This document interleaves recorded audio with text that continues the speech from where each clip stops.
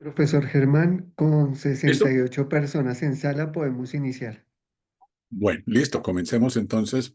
Buenas noches. Espero que me confirman si están viendo y escuchándome bien.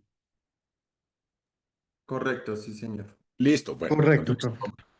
vamos a comenzar entonces la tercera sesión de este módulo de la historia de la ciudad. Tiene el título de la ciudad barroca y vamos a recorrer el siglo XVII. A este momento, la ciudad ya tiene más de 70 años de existencia. La ciudad todavía sigue muchas partes en construcción. Sin embargo, la que está construida ya con materiales duraderos, en fin, es una ciudad que tiene presencia, que ha ganado en prestigio, que ya tiene el título de muy noble y muy leal ciudad otorgada por el rey, que tiene escudo de armas, que tiene autoridades, ya no solo la audiencia, los oidores, los cuatro, sino que uno de ellos es el presidente y desde los años 70 del siglo XVI, del siglo XVI, ya ha tenido un presidente que es la cabeza de esa audiencia y que actúa como gobernador de toda la provincia, que agrupa otras partes del territorio que lentamente se está conformando y que se relaciona con múltiples otras ciudades, villas, lugares, parroquias, pueblos de indios que conforman todo un territorio que es complejo. Y entramos en un siglo que lo vamos a reconocer como el siglo del barroco. De hecho, el barroco va a durar hasta mucho más allá de la mitad del siglo XVIII. Sin embargo, el siglo por excelencia es el del siglo XVII. Igual la podríamos haber llamado la ciudad criolla, pero esta característica barroca la veremos a lo largo de esta presentación. Yo creo que la define mejor, la pone en relación con otras ciudades americanas, y con una tendencia en el mundo católico, que el barroco es fundamentalmente católico, nace de la contrarreforma, o sea, de toda la lucha contra el protestantismo y la reforma que Lutero comenzó, y se va a manifestar de esa manera. La imagen que tenemos en la presentación, que es de la iglesia de Santa Bárbara, ah, es como una buena síntesis de lo que es ese barroco. No escogí una imagen totalmente religiosa, aunque lo es y está en una iglesia. Esa profusión de colores, la vegetación, las formas redondas, en fin, en el barroco, en cuanto tiene de presentación plástica, pues por supuesto va a reflejar lo que es este mundo. Sin embargo, nos interesa, la ciudad no es un estudio sobre el arte barroco ni sobre la plástica barroca, sino sobre la ciudad. Y la pregunta, por lo tanto, es si podemos hablar de una ciudad barroca americana. Comenzando el siglo XVII, ya la ciudad era, por supuesto, conocida en todo el territorio español. Esta representación que es de Felipe Guamán Poma de Ayala en su crónica, que él escribe sin haber salido nunca del Perú, del Callao. De hecho, hacia finales del siglo XVI y comienzos del siglo XVII, se ilustra con una representación de las diferentes iglesias, perdón, de las diferentes ciudades de fundación española en Hispanoamérica. Y él representa la de Santa Fe, que es la que estamos viendo acá en esta imagen.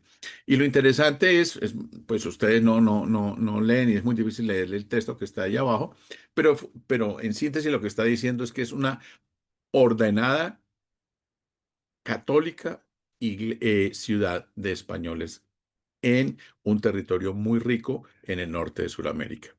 Y fíjense que la va a representar con dos elementos fundamentales.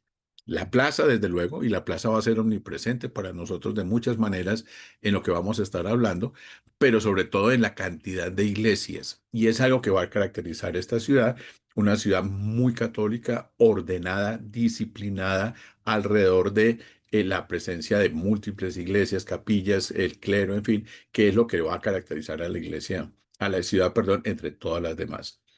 Esta crónica, la de Felipe Guamán Poma de Ayala, es muy conocida, se difundió mucho, pero en esa última parte de su crónica, donde está estas representaciones de las ciudades españolas, la ciudad de la Nueva Granada va a destacar por esa característica. En casi toda la representación principal va a ser la plaza, porque es una característica de la ciudad, pero lo que va a ser particular de de la Santa Fe de Bogotá, la Santa Fe de la Nueva Granada, es la iglesia, este ámbito mágico religioso del cual vamos a hablar más despacio en unos momentos. Bien, vale la pena que nos preguntemos por eso, un barroco americano. El barroco, pues, es de origen europeo y uno podría decir, no, es que hubo un traslado del barroco europeo a América y aquí lo que hicimos fue como una especie de espejo a repetir lo que allá estaba sucediendo. Y yo creo que no va a suceder de ninguna manera, aunque hay componentes, por supuesto, que permiten hablar de un barroco en general, pero que en las ciudades hispanoamericanas van a tener unas características particulares. Y fíjense que estoy hablando de ciudades. El barroco es ante todo una expresión urbana de un continente que es eminentemente urbano durante todos estos siglos que pertenecimos al Imperio Español. Y hay dos características en esta. Lo que les estoy mostrando son dos imágenes, dos fotografías de la capilla de San Pedro Apóstol en Andahuilillas, Perú, de más o menos comienzos del siglo XVII. Lo conocen también como la Sistina del Alto Perú, por la profusión de imágenes, de pinturas que tiene, porque es absolutamente pintada y si esta es la portada, usted no se imagina en el interior. Pero fíjese que además de lo profuso que es que es la decoración, va a tener una característica muy de las iglesias en América y que va a ser, va a marcar un contraste. Nosotros vamos detrás de grandes fachadas, ya les muestro unas en México, pero lo propio y por razones sísmicas, por razones de poder mantener en pie los edificios, lo que va a predominar son edificaciones de muros gruesos, bajas, los campanarios no van a ser muy altos y más bien sobrios. Lo que les estoy mostrando es una excepción, van a ser dos excepciones, pero no va a ser lo típico. En contraste con esta capilla del Alto Perú, podemos ver esto que es la Basílica de Nuestra Señora de Ocotlán, en la zona de Tlaxcala, Puebla, Tlaxcala, en México actual. Y es contra este tipo de representación que muchas veces nos comparan las iglesias, sobre todo neogranadinas, para hablar que lo nuestro fue pobre, que lo nuestro no fue importante, que lo mexicano en gran parte del territorio y en algunas partes del Virreinato del Perú, como lo acabamos de ver en esta capilla, que tiene una arquitectura menos vistosa, pero tiene una pintura que adorna toda la capilla. Aquí el fachadismo que tiene es asombroso. La iglesia es basílica, contiene la aparición de la Virgen en una imagen que va a dar lugar a unas romerías y a un culto a la Virgen de Ocotlán y eso va a hacer posible que se construya la iglesia. Lo que estamos viendo es de finales del siglo XVI y del siglo XVII. Y el adorno en este pedazo de la fachada que vemos en la mano derecha es el barroco en toda su plenitud. Claro, si nosotros comparamos contra esto, pues no tenemos nada que hacer, pero es que esto no es lo más generalizado del barroco americano. Eh, Igual, por dentro de esta iglesia es absolutamente preciosa, llena de pinturas, dorados, en fin, que va a ser lo típico del barroco.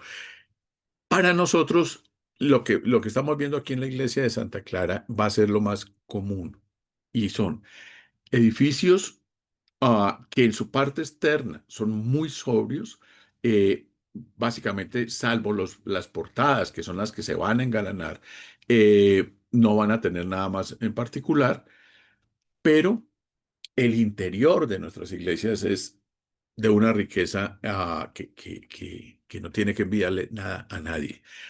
Y nos muestra una de las características del barroco, por lo menos del barroco del neogranadino santafereño, que yo creo que se comparte con otras partes de América, y es que el barroco no es la ostentación hacia el exterior, sino la vida interior y ah, que va a ser, me va a costar un poco de trabajo explicarlo, pero así como la ciudad se ordena de una manera barroca, la vida barroca hacia afuera se ordena, pero en la vida personal, como en estos edificios, la riqueza va a estar adentro. La contemplación, la forma como todo está construido para causarnos asombro, para convencernos del poderío divino, digamos, estos modelos que son los que nos llaman a hacer, a que imitemos, para que tengamos una vida ordenada, en fin, qué es lo que está enchapado en láminas de oro, con unas figuras y unas esculturas de una calidad que es excelsa, en fin, es lo que va a haber dentro de las iglesias neogranadinas y muchas otras partes de América. Entonces tenemos ese contraste, son exteriores muy sobrios, nada ostentosos, donde lo más importante es sostener el edificio, el de ahí que sean los muros muy gruesos, la altura no predomina, nosotros somos zona de terremotos y eso va a implicar unas soluciones constructivas adecuadas para eso. De hecho, las iglesias, ya las vamos a ver con cúpula, tuvieron serios problemas por los terremotos durante la época colonial y bueno, aún hoy en día tienen problemas. Eh, pero más allá de estas técnicas constructivas, que le dejo a Carlos que siga con ellas, es este contraste entre la vida interior y la manifestación exterior, uno de los elementos más claros de lo que va a ser la ciudad barroca en América y en concreto Bogotá.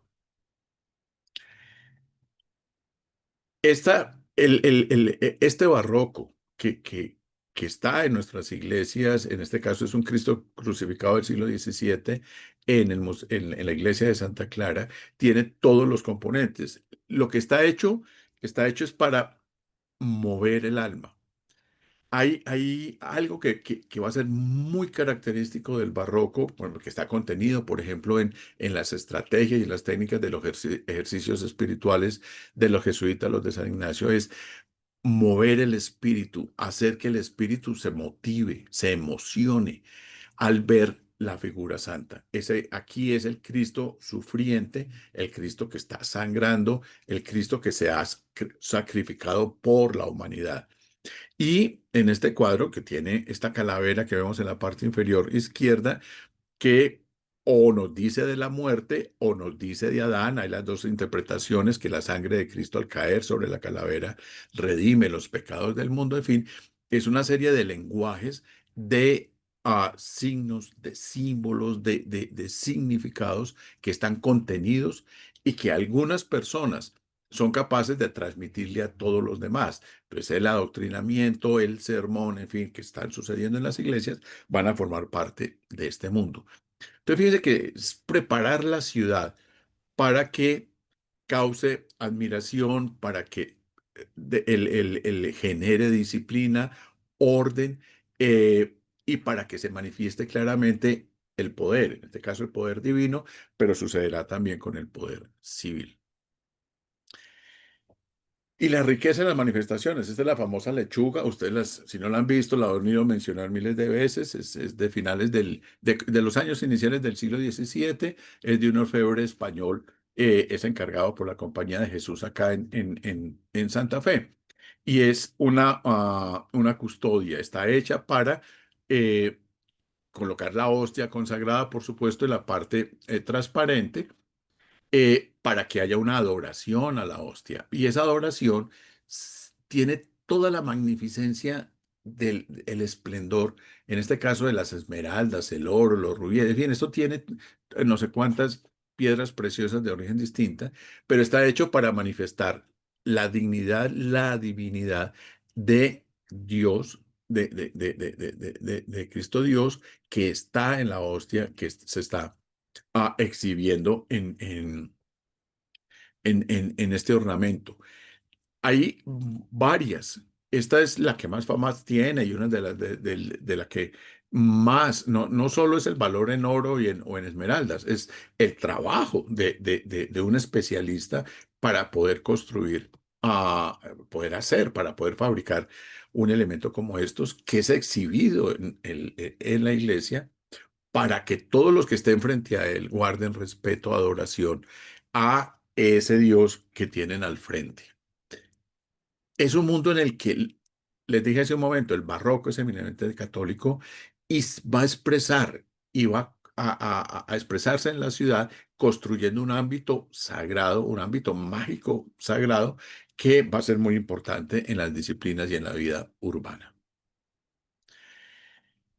Hablemos entonces de estas tres, de la ciudad hispanoamericana. En el siglo XVI hablamos de la ciudad de los conquistadores, la que vimos hace 8 días, está, está construida para, como un lugar ideal de poder, de la sobriedad de los encomenderos y la manifestación de ellos en la organización de la ciudad.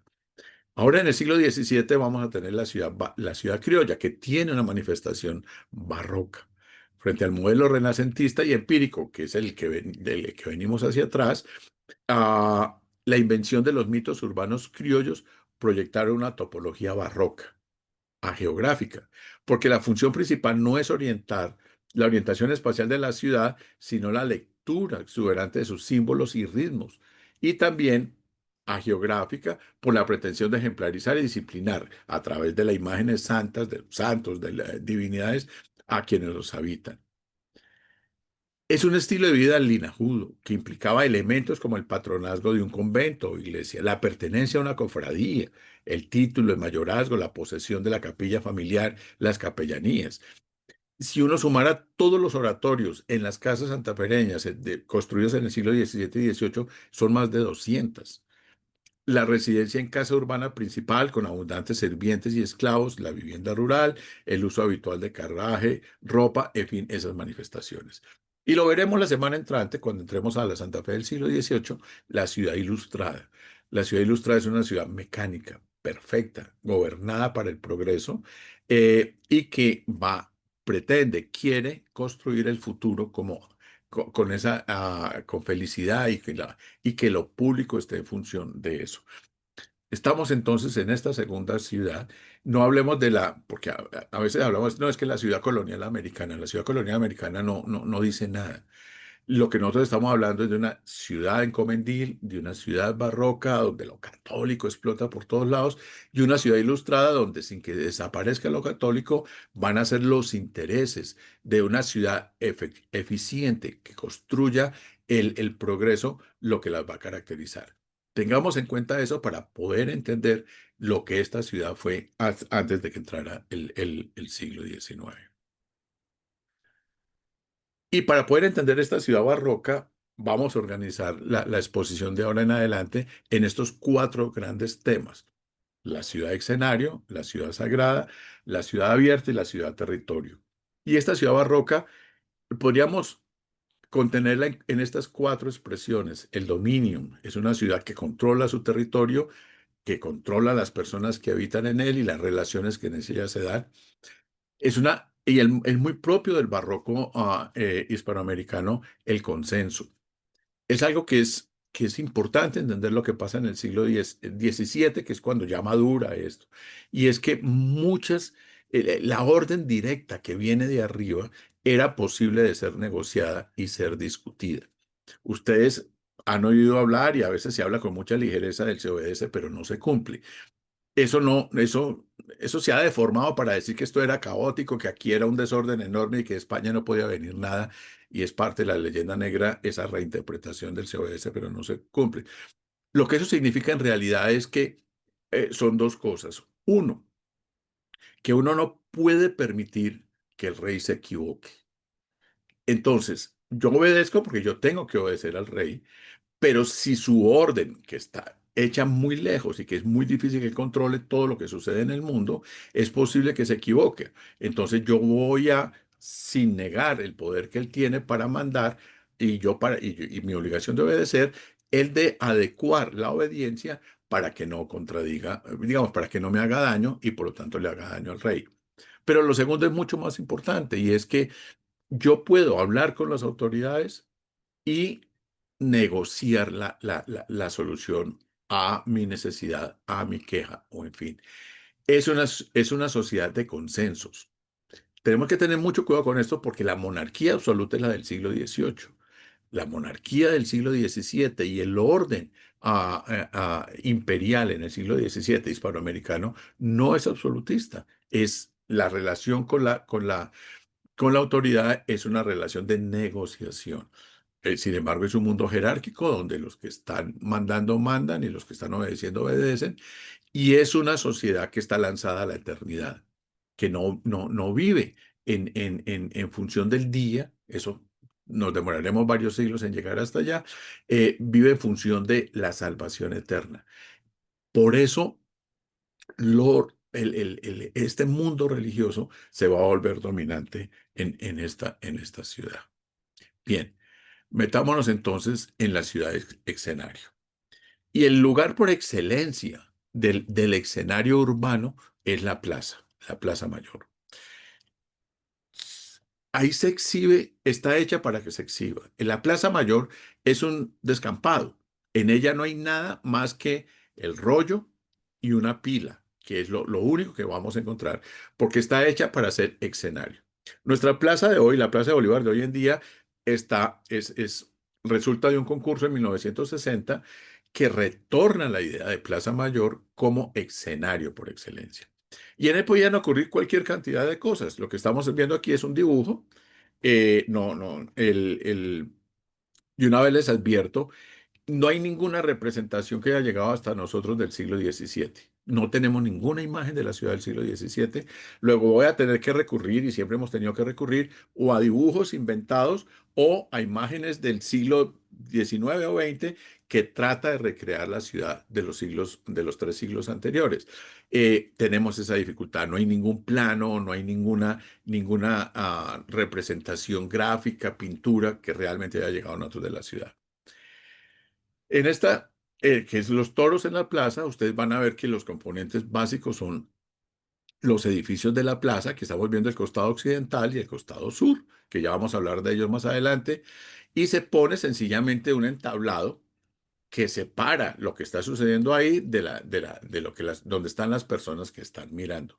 Y esto se construía 2 días antes del evento y se quitaba 2 días después y la plaza volvía a ser lo que fuera. Si llegaba el viernes había plaza de mercado, si había unos negros o indios o criollos que hubieran cometido delito, iban a ser ajusticiados ahí en la plaza. Si llegaba una autoridad de la audiencia o eclesiástica, en fin, iba a ser saludado en la plaza. En la plaza ocurre la vida urbana, contiene la vida urbana en su totalidad. Y recorramos rápidamente carajo, recorramos rápidamente esa plaza. Aquí empezamos a tener problemas. Para poderles mostrar en la plaza, tengo que recurrir a una acuarela hacia alrededor de 1840. Entonces, olvídense de esta iglesia, la catedral no es esta, la catedral es la que les mostré hace 8 días y ahora les muestro una imagen que hay en una imagen religiosa de lo que era esa iglesia. Lo que sí es verdad es la casa del cabildo eclesiástico, que es la que vemos en la mitad, y la capilla del Sagrario, que son las dos del siglo XVII. El edificio que estamos viendo a la derecha, que es la casa de la aduana, es del siglo XVIII, entonces olvidémonos de ella. Vamos a ver el claustro de lo que es la manzana jesuítica. Aquí estamos viendo el Colegio Máximo, en fin, que de ese sí vamos a hablar despacio ahora. Y aquí estamos viendo las ruinas de lo que era el Palacio Virreinal, que fue la casa del presidente de la audiencia, que se va a quemar en el siglo XVIII, pero aquí debe haber una construcción. Lo que ustedes están viendo es la fuente.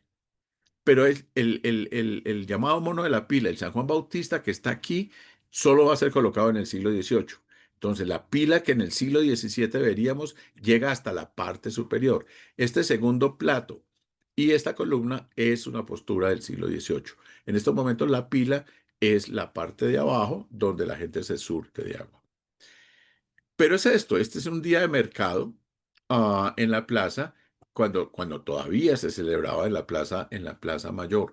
Hay multitud de gente que la recorre, que conversa, en fin.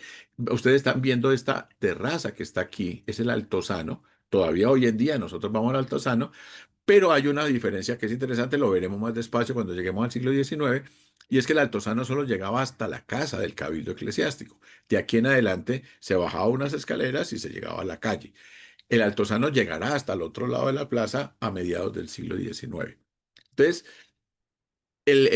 discúlpeme que tenga que mostrar la plaza con esta imagen porque no hay otra, pero es más o menos el ambiente, el aire que se está viendo y estamos empezando a verla por el costado oriental, que es el costado de Dios, que era de los importantes ahí.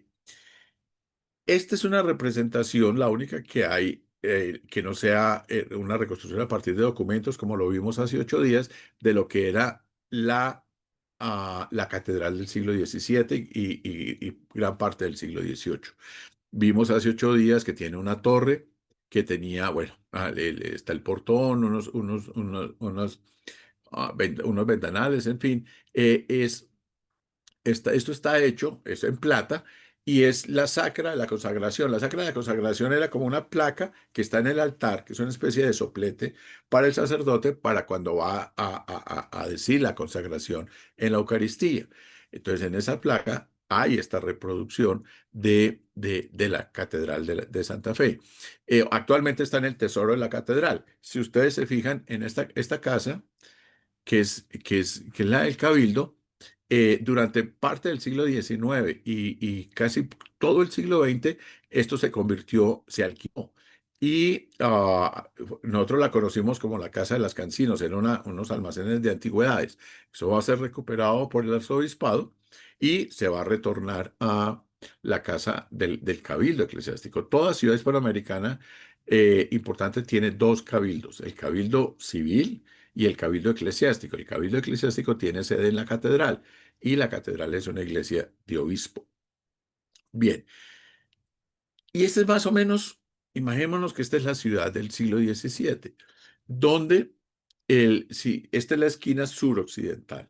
Ustedes hoy en día pueden ver esta vivienda. Esta es la casa, hoy está la Secretaría de Cultura del distrito, que es la casa construida a finales a lo largo del siglo XVII de Flores de Ocaris. Ahora se las muestro en detalle. Eh, Esta es la sede de la audiencia donde trabajan los oidores y fíjese que tiene 3 pisos.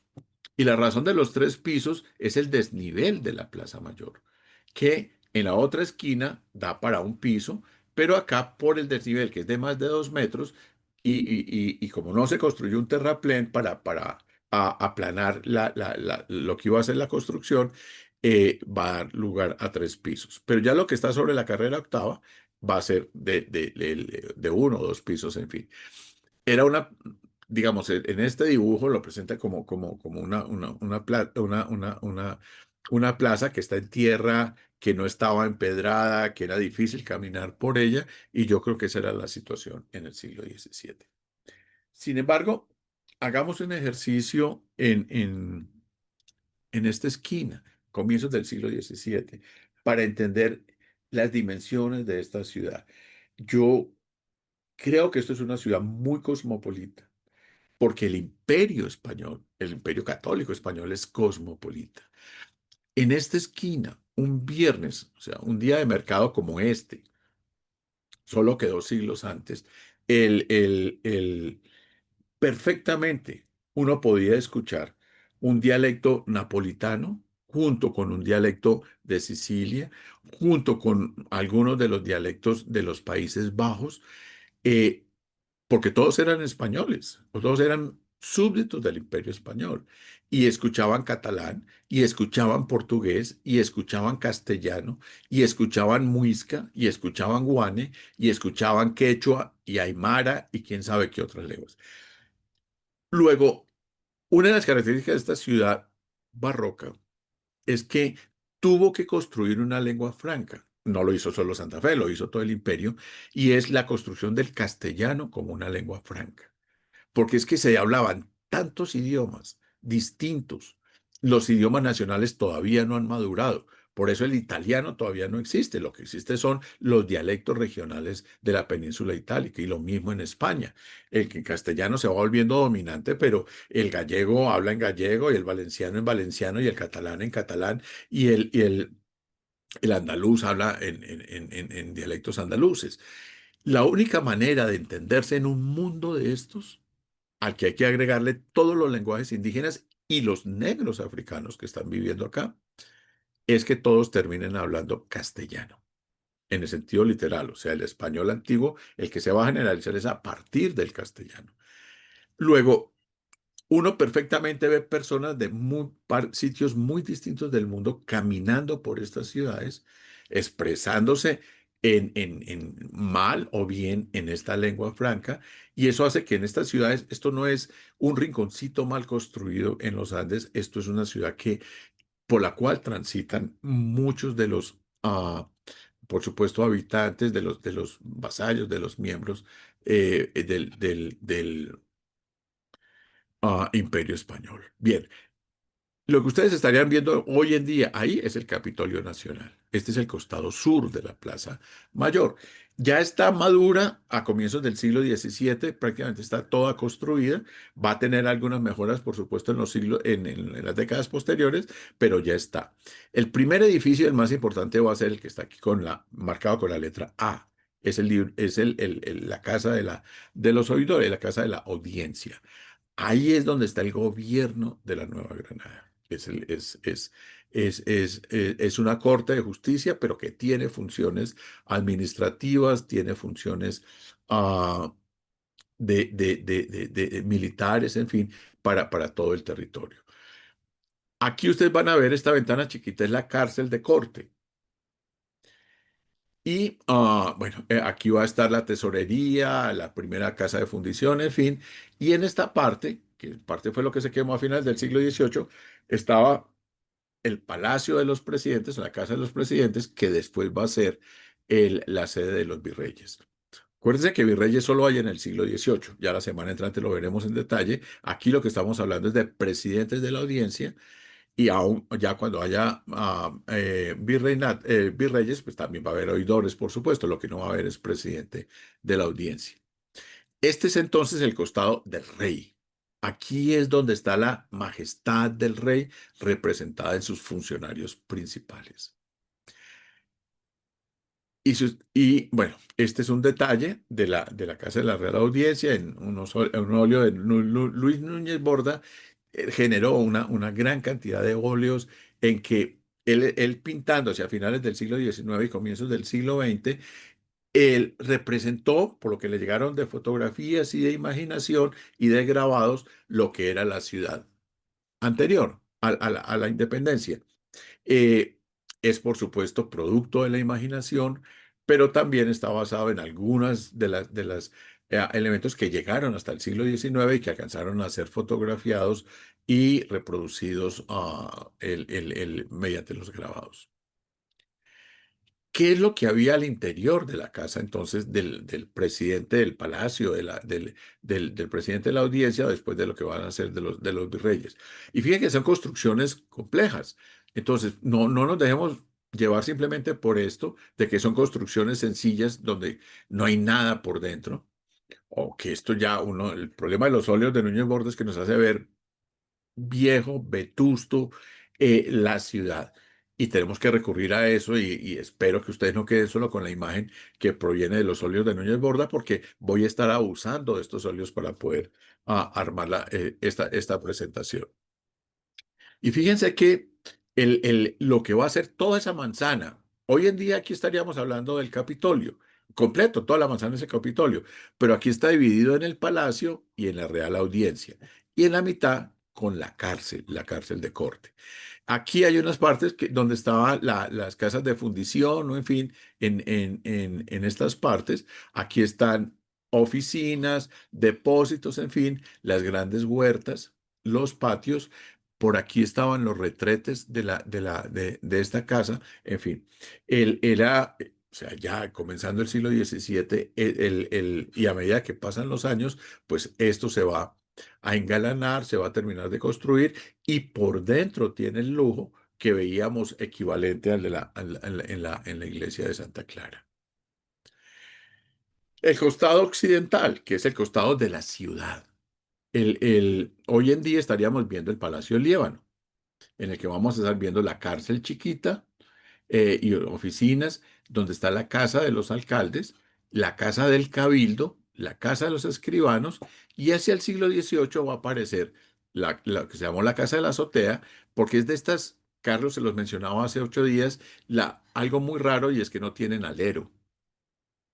Y esta casa, que era de la familia Santa María en el siglo XVIII, que es donde un militar, el ingeniero que va a estar en Santa Fe en el siglo XVIII, hablaremos de la semana entrante, la va a adecuar como casa de los virreyes cuando se quema el palacio, y esto lo van a heredar los presidentes y va a ser la sede de los presidentes cuando entre la República. Y vamos a algunas cosas de lo que es esta zona central cercana a la plaza. Por supuesto, las grandes casas de la parroquia de la catedral, donde los bajos o son cuartos o son tiendas que se arriendan y los balcones, que ya vimos con Carlos suficientemente, y las entradas nobles. Generalmente las entradas principales a las grandes casas se van a engalanar con columnas de piedra que las va a ser lo único en piedra que van a tener todas estas construcciones, el resto es adobe, pero va a mostrar la dignidad de la persona que está viviendo ahí. Y los balcones eh, va a pasar algo muy interesante con ellos. Más que una imagen, lo que les quise traer fue es un pedacito de un documento de notarías de la Notaría Primera de Bogotá de 1614. Y ese documento, fíjese lo que va a decir. Yo, Alonso Espino, arriendo a Pedro de Cárdenas el balcón. Entonces, fíjese que estos balcones se arriendan. ¿Por qué? Porque es muy importante tener un lugar para ver lo que sucede en la calle y para ser visto desde la calle que yo tengo ese lugar. Entonces los dueños de las casas, de muchas casas, alquilaron los balcones y fue una práctica común. Ahora, tiene sentido alquilar los balcones que dan hacia la plaza, que dan hacia las calles reales, porque es ahí donde importa ser visto. Y aquí ya estamos en manifestaciones del barroco.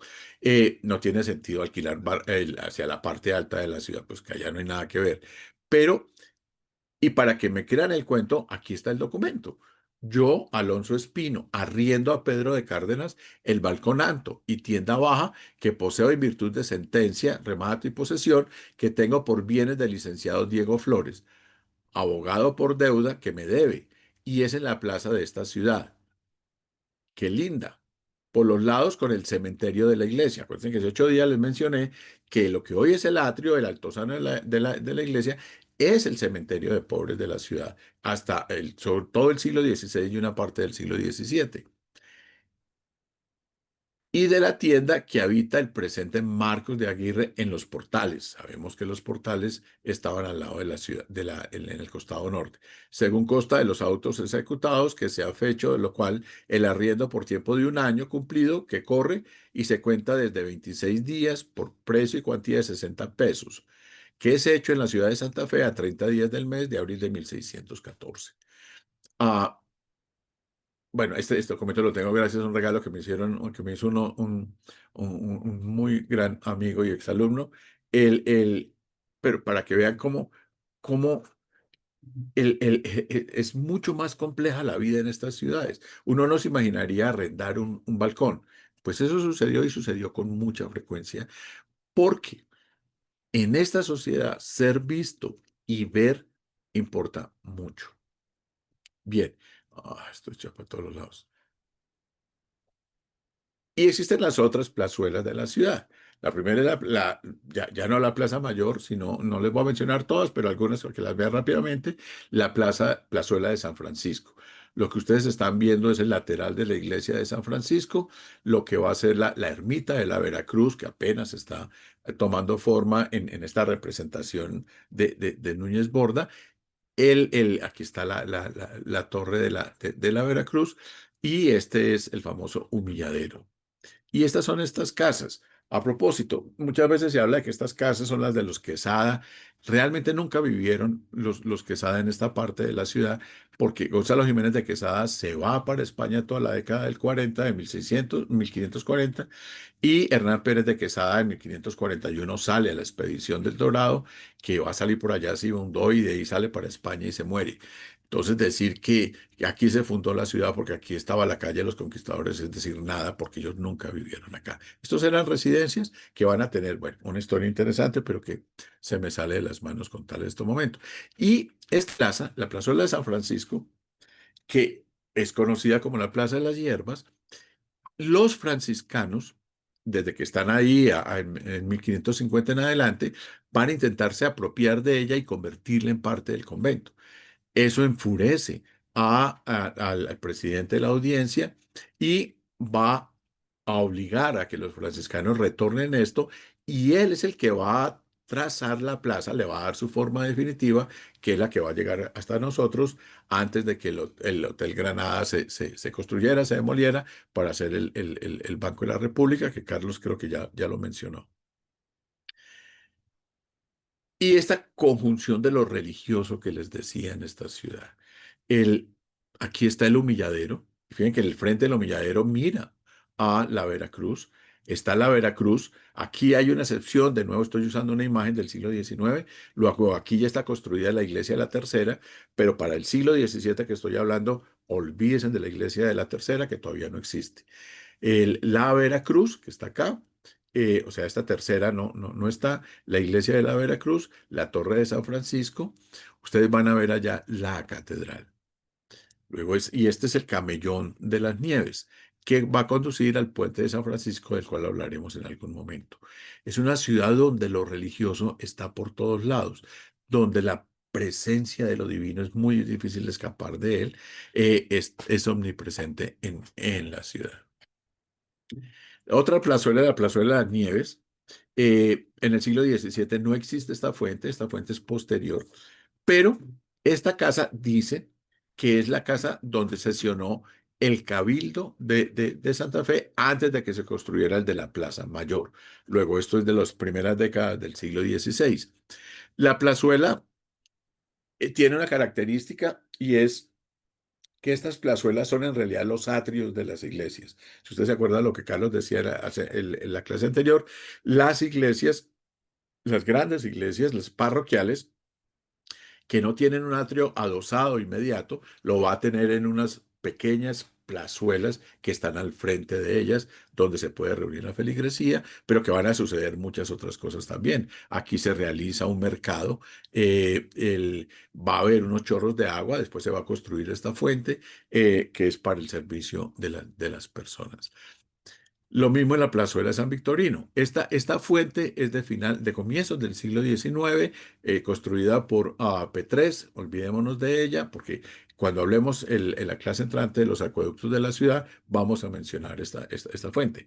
Pero nos permite ver una capilla, una iglesia que sí es demolida, comenzando el siglo XIX, que es la de San Victorino, que es una de las cuatro parroquias que tiene esta ciudad. Y se van a ver otras torres por ahí, por todas partes de la ciudad.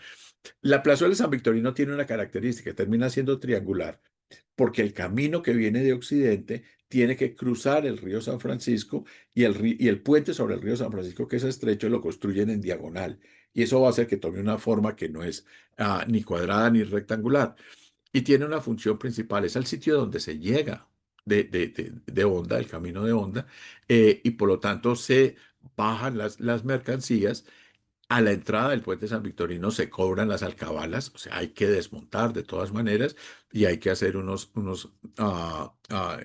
traspasar las mercancías, en fin, para que entren a la ciudad de otra manera. Es una zona entonces de mucho comercio, de bodegas, de mucha actividad artesanal y comercial, que es lo que va a caracterizar a la parroquia de las Nieves. Otra plazuela es la de San Diego. Fíjense que la de San Victorino, la de San Diego, la de las Aguas,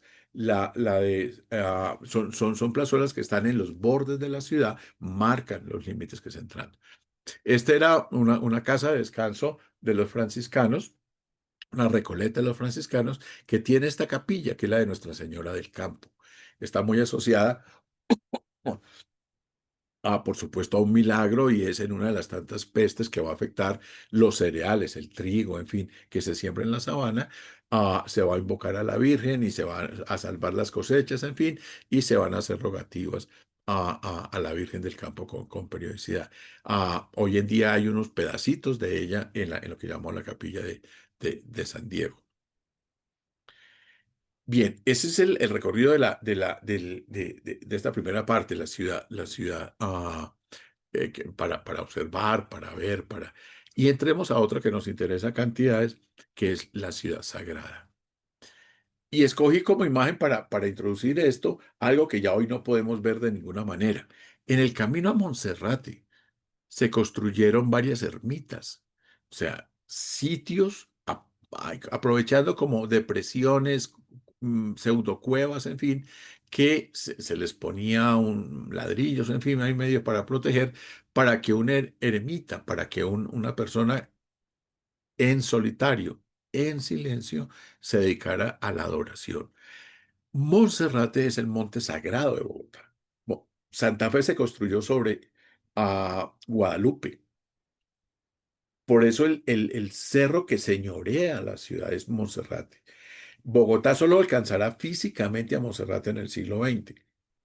Hasta ese momento era un cerro sagrado en la parte, en la cima, ocurrían milagros, había una fuente que jamás se secaba, en fin, él era un sitio mágico, va a tener una ermita, ahora la vemos, pero, y va a haber cultos asociados allá, pero el ascenso a Monserrate, a la cima, es un camino tortuoso, es un camino de penitencia, todavía hoy en día lo es en las Semanas Santas, y eso va a dar lugar a cultos, a muchas formas de cultos uno más ortodoxos, otros bastante poco ortodoxos, que es lo que se va a estar sucediendo en esta ciudad.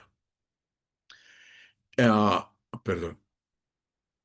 Y si nosotros, estoy usando un plano que es de un dibujo, un plano de la ciudad de comienzos del siglo XIX, y cada una de estas estrellas va a mostrar, creo que no están todas, pero están casi todas las iglesias o ermitas que tiene esta ciudad. El tamaño, para que ustedes tengan una escala de lo que estamos viendo, aquí está San Diego y la de Nuestra Señora del Campo, y aquí está Santa Bárbara. Aquí estaría Egipto y está La Peña, el, el, y aquí San Victorino. Es la ciudad entonces que todavía, fíjense lo lejos que está Egipto de la parte alta de la ciudad, y aquí estamos en 1818 más o menos, que es la fecha de este plano. Y de eso vamos a tener que hablar despacio porque en las representaciones de los planos de la ciudad jamás se representa lo que no es ciudad española. Por lo tanto, nosotros no vemos aquí los pueblos, el pueblo de indios, los barrios de indios que circundaban la ciudad del Oriente. El, Están en este color morado las cuatro parroquias de la ciudad, que son Las Nieves, San Victorino, Santa Bárbara y la Catedral. Las cuatro parroquias son de finales del siglo XVI, hacia 1585. Por supuesto, la catedral es la inicial, o sea, está desde el puro comienzo, pero es el tamaño máximo que va a tener la ciudad hasta muy entrado el siglo XIX. Y vamos a poder hablar perfectamente de la ciudad de las cuatro parroquias. Una anotación. En la ciudad, bajo los Austrias, y hasta casi que sobrevive a gran parte de la ciudad de los Borbones, no se habla de barrios, se habla de parroquias. En sentido estricto, los barrios en los siglos XVI, bueno, antes también, pero para nosotros del siglo XVI hasta finales del siglo XIX, los barrios son de indios. El barrio son las zonas extramuros donde viven los indios. Por lo tanto, si aquí está, y estoy señalando, donde posiblemente, ciertamente estaba Pueblo Viejo es un barrio de Santa Fe, no es una parroquia. Luego, el sitio ah, civilizado, el sitio de la sociedad, de la ciudad, es el de las parroquias, es el sitio católico, es el sitio protegido por Dios. En los barrios que son extramuros, no se vive en ciudad. Y esa diferencia es fundamental y por eso no están representados. Y mencionados todos, pues rápidamente lo podemos hacer y está Monserrate, está San Diego, está Las Nieves, la del Hospicio, está el Humilladero, está en este caso, para el siglo XVII estaría la Veracruz, San Francisco, esta es la del Rosario, la bordadita, aquí está el gran conjunto de los dominicos, aquí está la catedral, la de San Nicolás de Tolentino, San Ignacio, este es el convento del Carmen, perdón, de la Concepción, Santa Clara. Aquí estaría una pequeña ermita muy poco conocida que es la del el Cristo de la Columna. Aquí está San Agustín, Santa Bárbara, aquí está Belén, aquí está Egipto, La Peña, y yo no me acuerdo cuál es el que está aquí. El, el, a esto súmenle que prácticamente todas las casas grandes de señores que están sobre todo en la parte central, pero también en algunas partes centrales de la ciudad, hay oratorios. Luego, cuando todo esto funciona, que funciona a diario, todo este ámbito es sagrado. Imagínense, a ver si me entienden la figura, que esta ciudad tuviera una cúpula que la protege y esa cúpula está sostenida en cada uno de estos pilares. Y estos pilares tienen funciones. Ya les hablé de Nuestra Señora del Campo, que protege de los males que aquejan al trigo, y en fin. O San Victorino, que protege la ciudad contra los terremotos. O Santa Bárbara, que protege la ciudad contra los rayos. Y así por el estilo. El, el, el- en las, en las iglesias habita alguien que tiene el poder suficiente para proteger a la ciudad y sus habitantes de los males que puedan aquejar a la ciudad, que eran muchos. Eh, ahorita les menciono rápidamente la peste de Santos, sí, pero esto era cuestión de todos los días. Si lo veremos este es el plano de Cabrera, hablaremos más en la clase entrante de este, pero si ustedes se fijan, toda la cantidad de capillas, iglesias que hay, es sorprendente. El que me falta, no les había dicho era el de las aguas. No, las aguas es este, bueno, sigo. Este es Egipto, este es Belén y este es La Peña, sí. Y este es Monserrate. Este es el ámbito sagrado, esta es esa especie de cúpula protectora de la ciudad que habían armado, eh, digamos, dentro del barroco, que es expresión católica de estas ciudades. Recorramos algunas de ellas. Santa Bárbara, como ermita, está desde finales del siglo XVI, se va a ir construyendo en el siglo XVII, XVIII, va a perder su torre en uno de los terremotos que aquejan a Bogotá y va a quedar con una espadaña, que es lo que vemos hoy en día. Ahora, dentro de esto que encontramos, por ejemplo, expresiones plásticas como este cuadro. Este es el Martirio de Santa Bárbara, que es lo que le va a dar el nombre a la iglesia, hecho por un Vargas de Figueroa en el siglo XVII, que está actualmente en la iglesia de Santa Bárbara. Y la función de estos cuadros es explicar el milagro, en este caso, el martirio, y cómo ese martirio es un ejemplo claro para los habitantes de la ciudad. El humilladero, que ya lo hemos mencionado en mil veces, San Ignacio, todo el conjunto de los jesuitas. Los jesuitas, los primeros jesuitas que pisan a Santa Fe, a Bogotá, son a finales del siglo XVI, vienen a explorar realmente, pero ya se vienen en forma en 1604 y van a alquilar unas casas en donde hoy está San Bartolomé y San Ignacio, y lentamente van a comprar el resto de las casas hasta que lo hacen con toda la manzana y van a construir una serie de edificios, que es lo que va a caracterizar todo esto. En esta ciudad, perdónenme, yo me vuelvo un poco a esto. Si ustedes se fijan, Carlos les habló del Cardus y del Decumanus. o sea, la horizontal y la vertical en las ciudades romanas que organizan el espacio. Eso se da en las ciudades hispanoamericanas.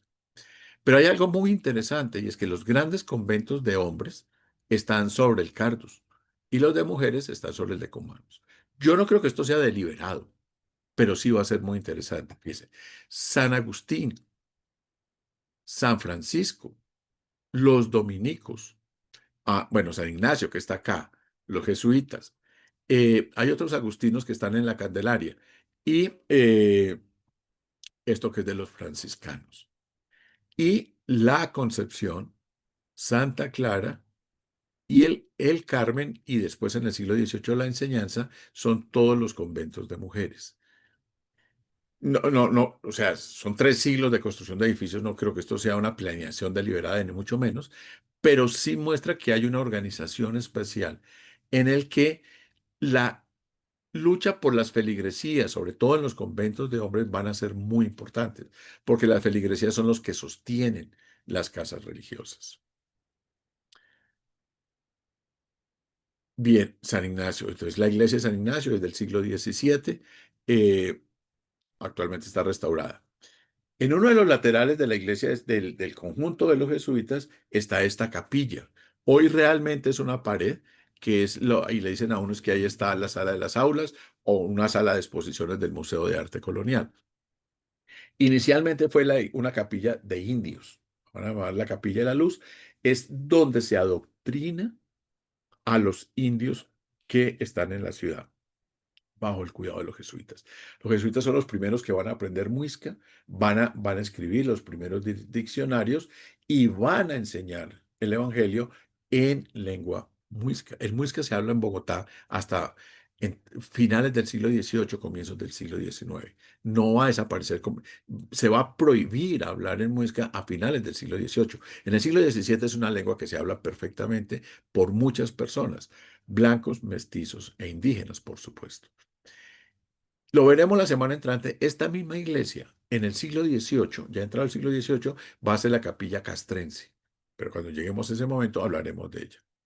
Pero es una capilla de indios que está funcionando antes que la iglesia de San Ignacio. La iglesia de San Ignacio se va a demorar mucho más en construir.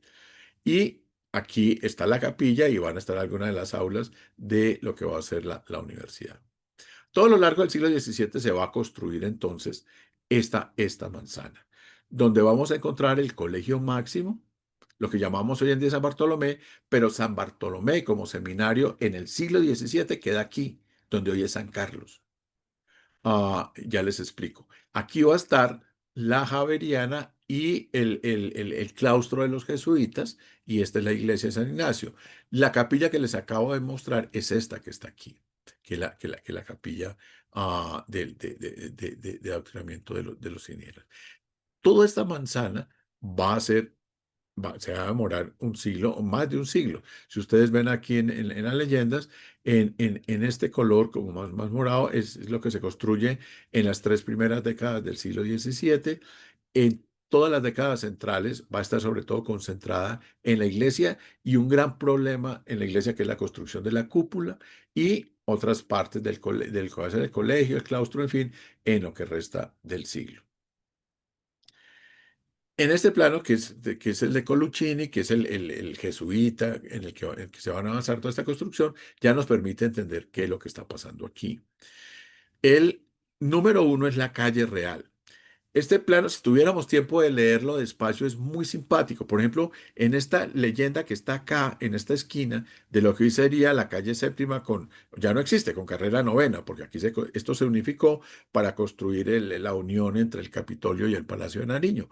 Pero en estos momentos era la calle, una calle novena, y aquí voy a decir, esta calle es inmunda. Y está usando la palabra inmunda. Quién sabe qué arrabal, qué cosa sucedería ahí, pero lo que está diciendo es eso.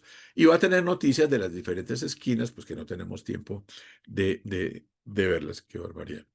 La calle Real, la calle de la Compañía o actual calle 10. Este es el atrio de la iglesia. Acuérdense que San Ignacio tiene la plazuela de San Carlos, le va a funcionar también como plazuela al frente. Está la iglesia de San Ignacio. Está 5, la antigua capilla de indios que le acabo de mostrar, o la compañía chiquita, como se va a conocer también. El atrio, el 6 es el claustro de las aulas, que es, si ustedes entran al Museo de Arte Colonial, entran a esta plaza hoy en día. El colegio máximo, que es donde se forman los jesuitas. Y 8, San Bartolomé. Un colegio es la residencia de los estudiantes y donde se toman clases son en las aulas o en el colegio máximo de la compañía. Después, esto se va a convertir en San Bartolomé, lo vamos a conocer como San Bartolomé, pero el colegio mayor de San Bartolomé, cuando era seminario, queda en San Carlos. Bien, ya me queda media hora, o sea que me tengo que mover rápido. Eh, Ahora, estos son unos renders de cómo fue construida la manzana de los jesuitas. Entre 1610 y 1635 tenemos la iglesia, los dos patios del Colegio Máximo, la capilla de indios y el claustro de los jesuitas. Entre 1636 y 1691 se termina, sobre todo hay una gran obra de la iglesia, y fíjense que este cajón aquí aparece, está como pixelada la imagen, pero aparece vacía. La primera cúpula que se construye se cae. Y esta que está aquí en 1691 y le va a generar muchos problemas en su construcción por el peso, en fin, las fuerzas que tiene eso. Finalmente, esta va a ser la que nosotros vemos hoy en día, la cúpula de la iglesia de San Ignacio. Y dentro de San Ignacio hay algo que es sumamente interesante, quisiera tener mucho tiempo para podérselos contar, y son las reliquias. La iglesia de San Ignacio es la iglesia que más reliquias tenía en la ciudad. De hecho, cuando la iglesia se está construyendo a comienzos del siglo XVII, va un jesuita a Europa y se dedica a comprar reliquias. Reliquias son pedazos de el cuerpo o de los vestimentas de diferentes santos. Santos o figuras que están dentro del catolicismo. Aquí había reliquias de las 11.000 vírgenes, pues ni fueron 11.000 ni existieron, pero habían reliquias de las 11.000 vírgenes, clavos de la cruz, en fin, eso había un negocio de reliquias como ustedes no se imaginan, pero todo el mundo creía que era así y las traían y se veneraban. Y el prestigio de una de estas iglesias está dada en la cantidad e importancia de las reliquias que estos tuvieran. Pues cuando llegan las reliquias hacia 1620, se hace una procesión. La iglesia todavía no está terminada, entonces la procesión va a ser entre San Diego y la iglesia catedral. Y es una procesión que va a tener 20 pasos. O sea, se necesitaron 20 carretas para hacer en cada una de ellas una especie de altar donde se exhibían algunas de estas reliquias. Una de ellas es, por ejemplo, la de San Victorino, que es la de la iglesia parroquial que queda al occidente de la ciudad. En fin, esto es barroco pleno. A ver si me van entendiendo lo que esto significa. Fíjense que no es tanto el dorado, que sí importa mucho, y el valor, tanto en la orfebrería, en el detalle con lo que esto se hace, sino también en el pedazo de hueso.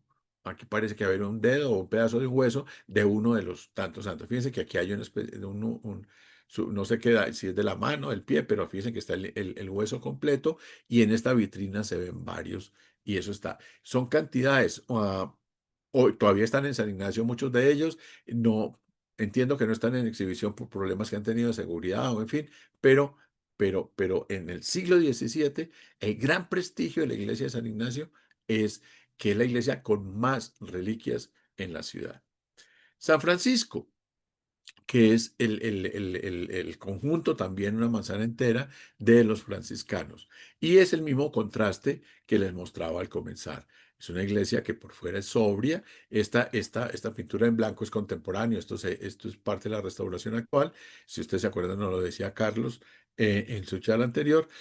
Pero por dentro el altar mayor y la magnificencia del altar mayor. Esto, bueno, sobre todo uno tiene que esperar a que le prendan las luces para poder ver la fuerza y la potencia del dorado, pero también todo el artesonado. Ya hace 8 días nos lo explicó Carlos, el mudéjar que hay ahí. En fin, es la riqueza. Esto es del siglo XVII y lo que ello implicaba. Entonces, sí llama mucho la atención la sobriedad de la construcción exterior y la riqueza y exuberancia de la interior.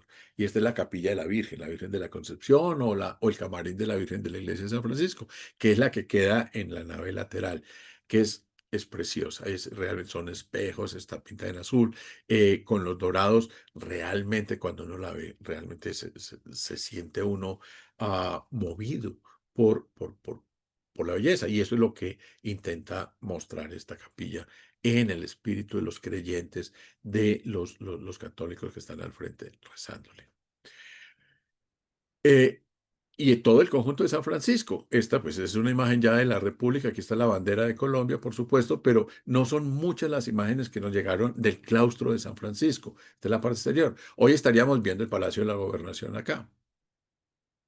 Y el interior de San Francisco, que es este el que está a la izquierda. Lo que era el claustro, es un claustro de 2 pisos, generalmente con esa mirada al patio central, que es lo que ordena todo el espacio en estos conventos.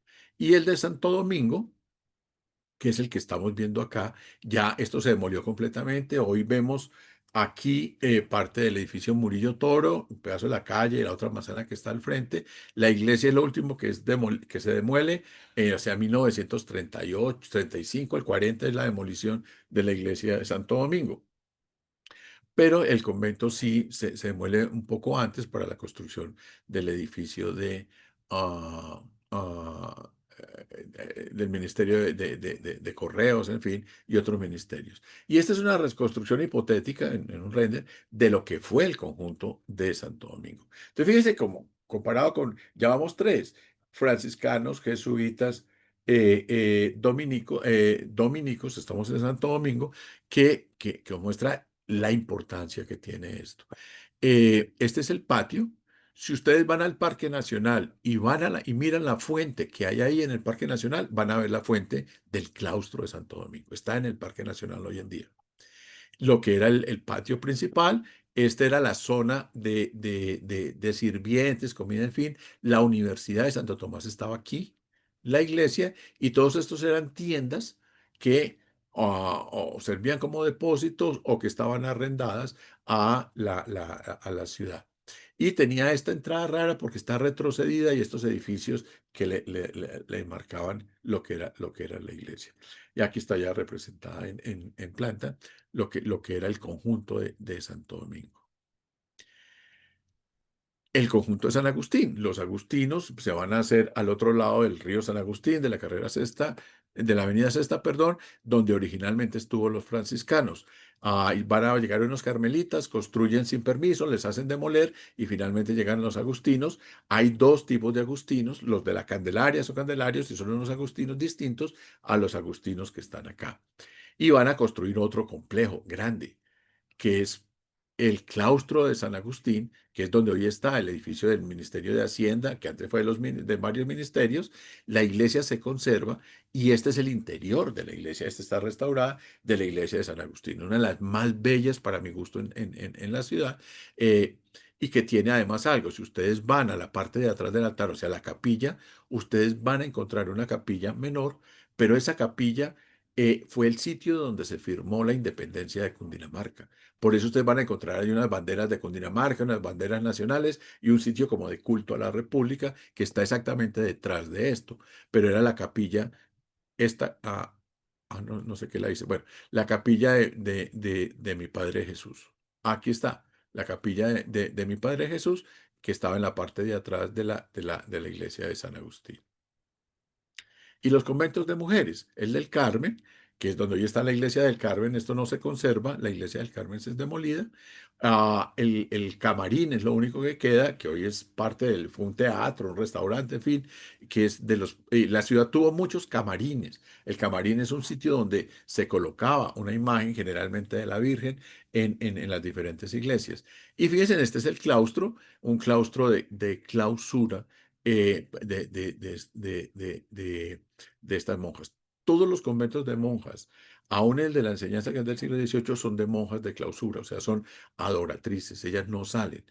Eh, el, el- por eso las iglesias tienen un comportamiento distinto, no tienen atrio ni una gran puerta, si ustedes se acuerdan, Carlos lo explicaba, y es porque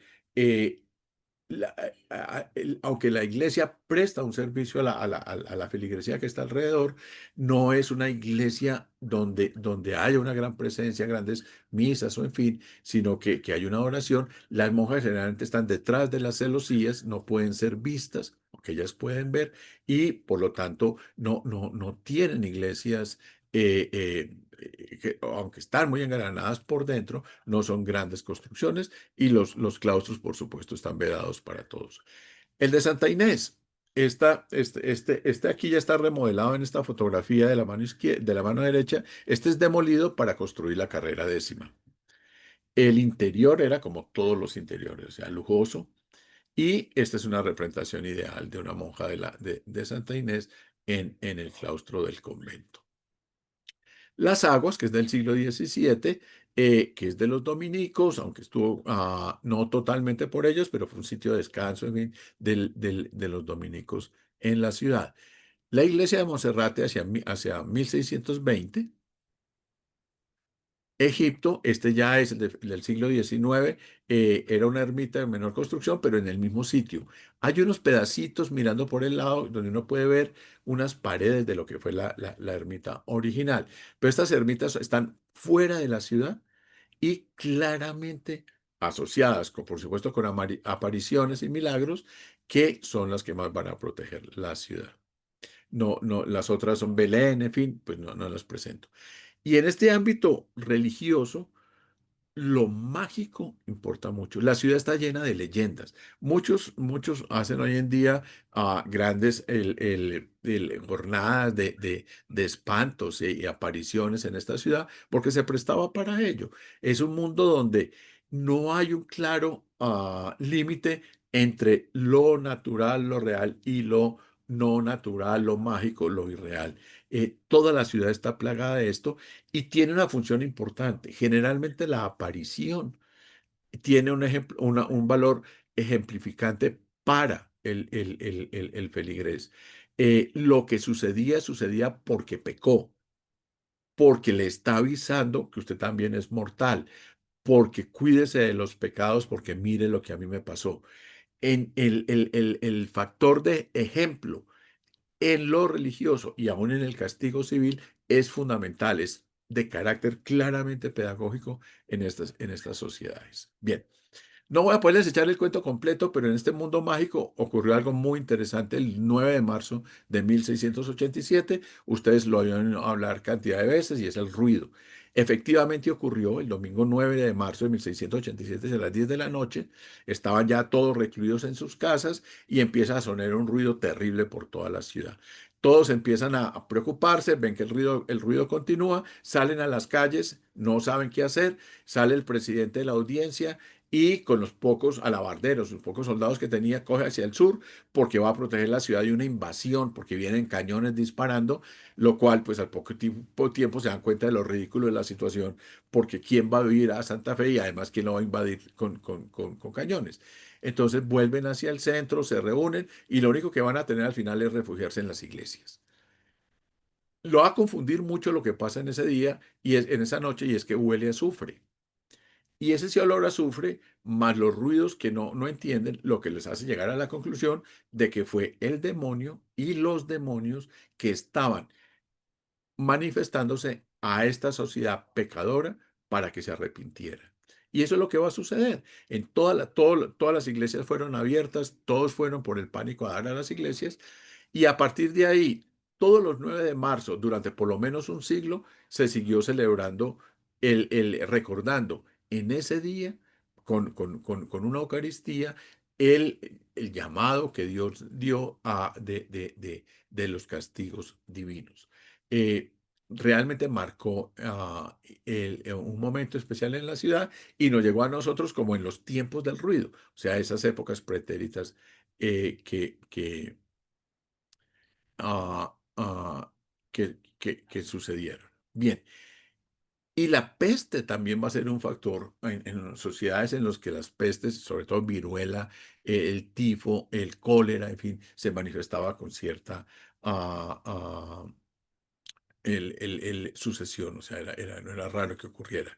Una de las más graves fue en 1633, se conoce como la peste de Santos Gil, la razón es muy sencilla, y es que Santos Gil es un notario, y muchos de los que iban muriendo le dejaban sus propiedades a Santos Gil porque no tenían ya nadie más que dejarles. El problema es que Santos Gil también le dio la peste, también se enfermó y se murió. Entonces, quién sabe qué pasó con todo eso, pero entonces se conoció esta peste de Tabardillo como la de Santos Gil. Y esta imagen que está pintada en la iglesia de Santo Domingo en Tunja muestra estas situaciones de la peste y es los muertos, o sea, las múltiples fosas, el llamado del juicio por el castigo divino, en fin. Quien finalmente logra controlar la peste es la imagen de Nuestra Señora de Chiquinquirá. Se le pide al arzobispo que la permita traer, se trae en procesión, recorre las calles de la ciudad de Santa Fe y la peste va pasando. Eh, Eso si es cierto o no es cierto, yo no tengo la menor idea, pero ciertamente el último recurso ante las condiciones médicas con que contaban los habitantes de la ciudad era recurrir a un milagro de la Virgen de Chiquinquirá. Bien, la ciudad-territorio, ya el dominium que hablábamos al comienzo. Esta es una representación de al otro lado del río Bogotá, o que se va a conocer como río Funza, porque el Bogotá era era el poblado, y vamos a tener como número 2 el pueblo de Bogotá, como número 14 Cerrezuela, 12 es un molino de los muchos, lo vamos a ver ahora en una representación. Y aquí vamos a ver, este es el camino de Honda, el número 10 el resguardo, si no estoy mal, no, es cuatro esquinas, los resguardos son el 5. Tierras de resguardo, aquí están los resguardos del pueblo de Bogotá, tierras arrendadas. Esto es la sabana, pero esto está bajo el control de Santa Fe, que ya sea salvo por las autoridades, los corregidores, sobre los cuales sí no tiene autoridad en los resguardos indígenas, todo el resto está bajo el control español. Luego el Dominium, esta ciudad barroca, controla su territorio. Lo fantástico del plano de Cabrera es que muestra la sabana, por lo menos en las inmediaciones de la ciudad. Todo esto para nosotros es hoy en día el perímetro construido. Para que ustedes se ubiquen, aquí donde termina esta calzada es Puente Aranda. Y aquí se va a construir un puente, el Puente Aranda, que es lo que le da nombre, y que se construyó porque todo esto se anegaba y era difícil tránsito. Pero para que vea que en este plano la escala está, la ciudad apenas llegaba a San Victorino y Puente Aranda estaba ya en plena sabana. Todo el agua que hay, los humedales, los pantanos de la época, en fin, y todo esto está poblado, todo esto es productivo, todo esto está en función de la ciudad y sus necesidades. Por lo tanto, el dominio implica no solo que la ciudad controla estos territorios, sino que estos territorios alimentan, están en función de la ciudad. La ciudad es un continuo de su territorio. No es que esto sea las afueras de la ciudad, la periferia, una cosa externa, y esto sea la ciudad construida, es la misma ciudad. Fíjense para que noten de una vez cómo nunca se representan los barrios indígenas y se van a representar los pueblos de indios, pero no otras zonas donde ellos están viviendo. Y lo que al final tenemos es una relación compleja en el territorio, donde la ciudad y los componentes del territorio interactúan para hacer de esto la ciudad barroca que terminó siendo, donde es el movimiento, es la manera como se ordena, la manera como funcionan las cosas, cómo se demuestra el poder desde el centro sobre todo, todo lo demás, lo que va a ser una de las características de esta ciudad parecida a la primera que les mostraba. Este es el pueblo de Bogotá, esto es Cerrezuela, este es el molino que les decía, sino que este muestra mucho más lo que es Santa Fe estaría aquí en la parte inferior, lo que muestra, este es el puente grande, vale la pena que lo veamos después, que es el que cruza el río Bogotá entre Fontibón y el camino a lo que va a ser Funza, cómo hay ganado, hay trigo, fíjense el molino que hay acá, o este es el molino, sí, perdón, este es el molino y esta es otra casa, pero la mucha agua que hay, todo va a formar parte del dominio de Santa Fe. Y mirando la estructura ya de propiedades, en fin, todos estos planos construidos por Juan Carrasquilla son fundamentales.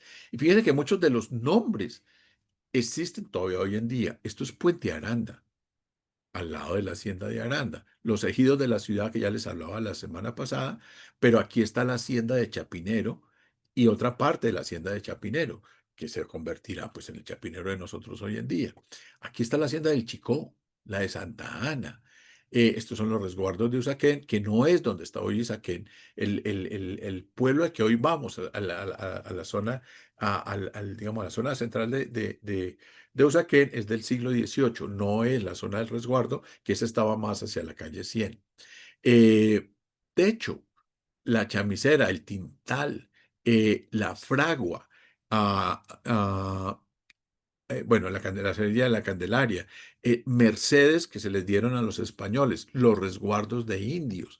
eh, Todo eso va a formar, este es el río Bogotá, o sea, la ciudad de hoy en día llega hasta este borde y muchos en la toponimia de Bogotá, mucho de esto quedó y se ha convertido en nombre o de sectores o de barrios o en fin, pero que llevan hacia atrás, hacia esta estructura de haciendas, resguardos, el Mercedes de tierra que se le dio a los españoles, en fin, de lo que va a estar armado el dominio de la ciudad. Es lo que es. Todo esto es Bogotá, para que nos entendamos. Ahora, hay muchos indios, no solo por fuera, no solo acá, sino dentro de la ciudad. Y muchos no solo en los barrios de indios, lo que llamamos Pueblo Viejo, sino dentro de la ciudad. Esto es una reconstrucción hipotética de Mónica Terrien y otra señora Jaramillo de lo que era un solar con bohíos indígenas en el siglo XVII dentro de la ciudad de Santa Fe. Hay una mezcla, es mestiza, no todos los indígenas van a vivir o van a vivir en chozas en Pueblo Viejo, sino que van a ser propietarios de solares y van a construir dentro de ellos bohíos en el terreno que tengan. Y los molinos, esta es una reconstrucción del molino de Tunjuelo, está en las afueras de la ciudad. Esta es parte del siglo XIX, parte del siglo XVII, en el que lo fundamental del molino es cómo el agua que corre mueve las piedras que muelen de esta manera. O sea, se aprovecha la fuerza del agua para que mueva los molinos, el eje que hace rotar las piedras, que son las que van a estar moliendo. De estos hay muchos en la ciudad. De hecho, la audiencia va a prohibir que haya muchos, entre todo por el daño, sobre todo los molinos que están dentro de la ciudad, van a ser muy prohibidos por el daño que le producen a la ciudad. Entonces se van a ubicar hacia las afueras.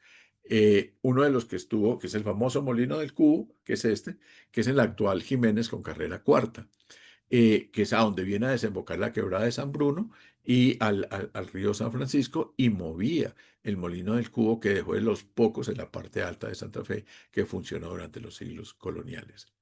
Y la relación con el dominio es, todos los habitantes están en función de la ciudad.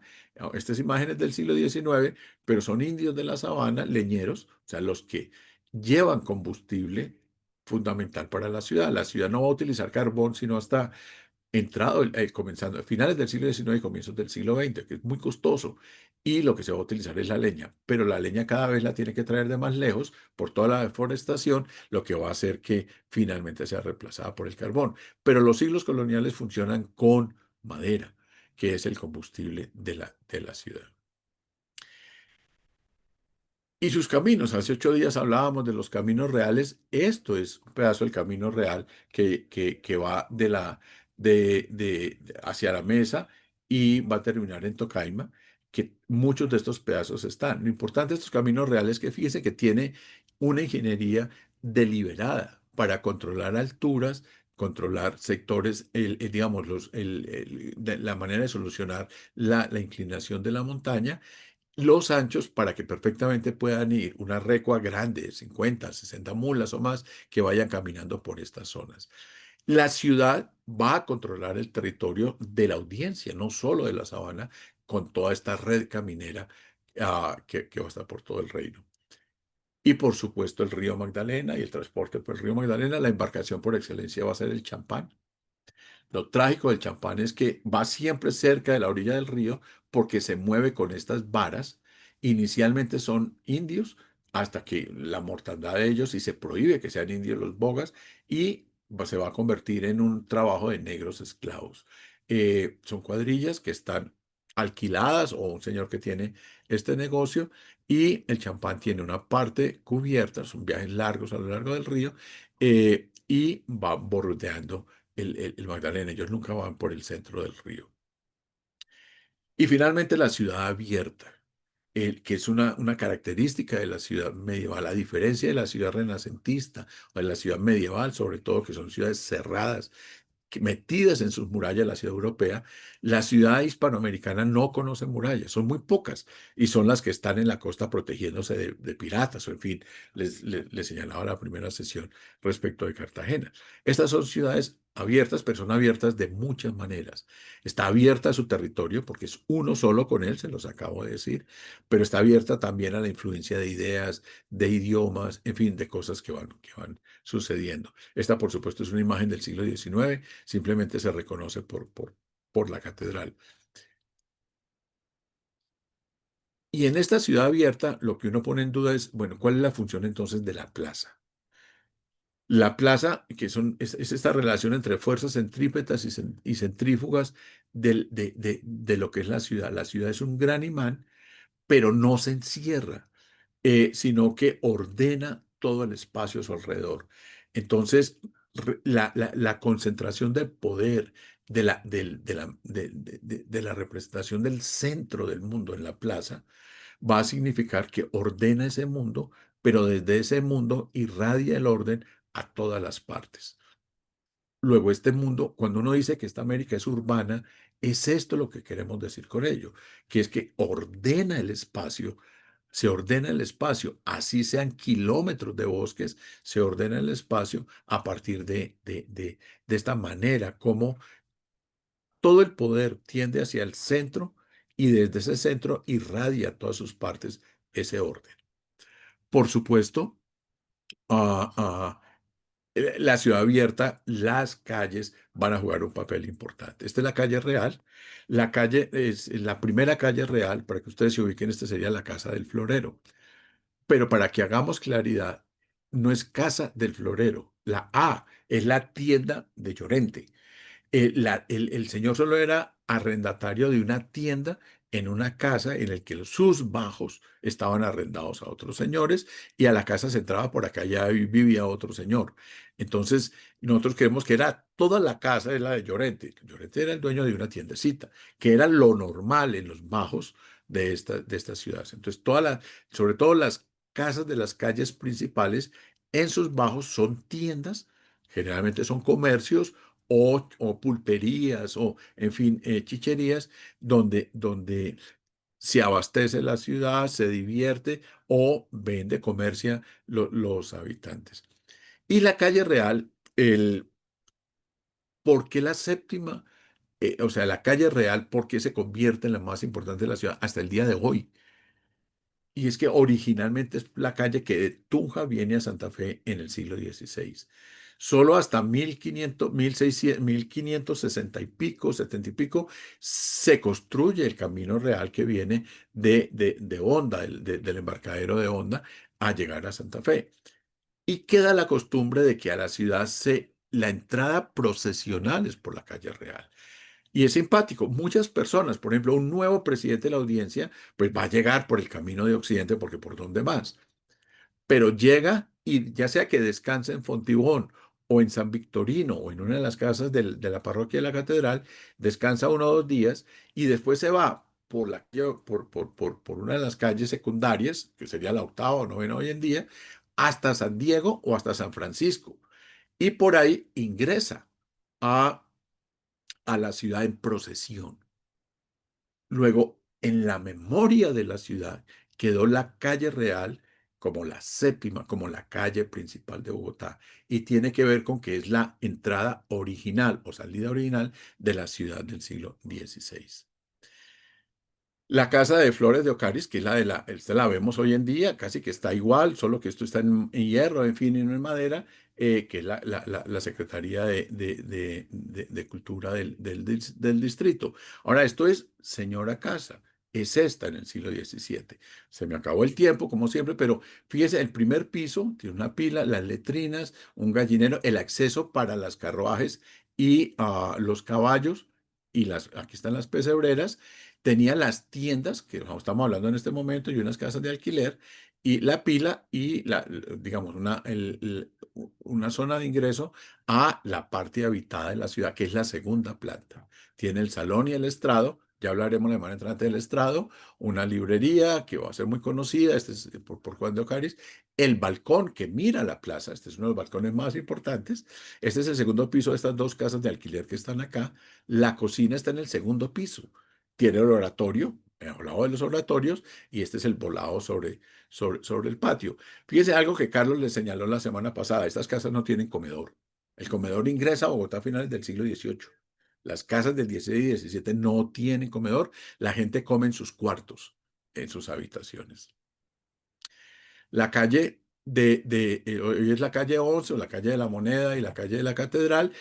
Lo pongo para señalar dos cosas que son importantes en esta ciudad. Bueno, la calle como tal, esta es una de las principales, pero a diferencia de las calles hoy en día, estas calles están construidas como una V, donde esta parte es más alta que esta, para que el agua ruede hacia el caño y el caño ruede, este va a dar finalmente hasta el río San Francisco. Y este es el sistema de limpieza de la ciudad. Cuando no llueve, esto se vuelve un arenal.